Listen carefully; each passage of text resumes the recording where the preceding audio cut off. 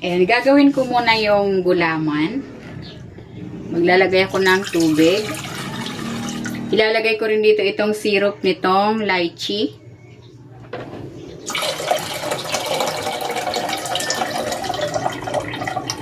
Isang sachet ng Mr. Gulaman. At ng asukal. Haluin ko.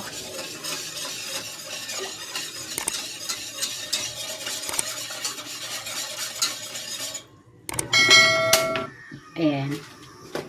Papakuluin muna natin yan.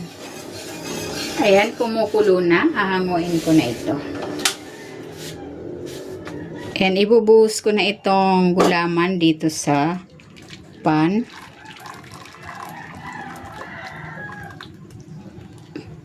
Papalamigin ko muna yan and then pag lamig, hihiwain ko yan into cubes. Ayan, nag-ready ako dito ng colander. Ilalagay ko muna dito yung ating mga panghalo para ma-drain yung excess water nito.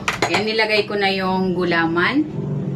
Hiniwa ko na yan into cubes. Next, ilalagay ko naman tong lychee. Ayan, hiniwa-hiwa ko naman yan. At maglalagay din ako ng isang boteng na tadikoko. Next, ilalagay ko na rin tong sago.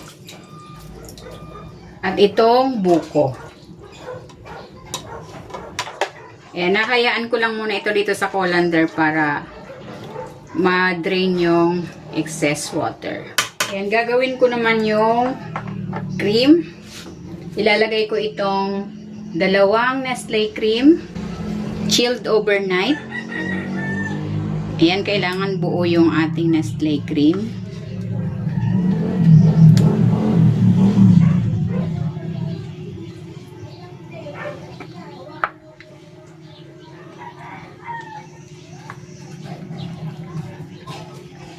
At itong isang latang condensed milk. Next, hahaluin ko naman ito gamit itong mixer. Hanggang sa mag-double yung volume nito. Ayan, okay na ito.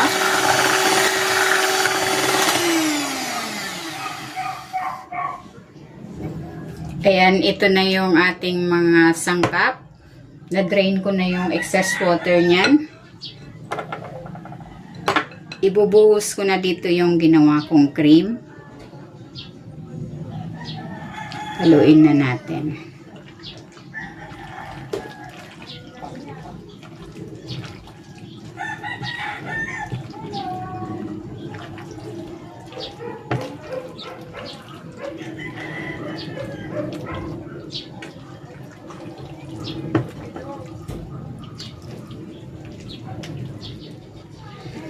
Ayan. Ang sikreto lang para creamy at hindi nagtutubig yung salad, kailangan chilled lahat ng ingredients at kailangan na na-drain lahat yung excess water.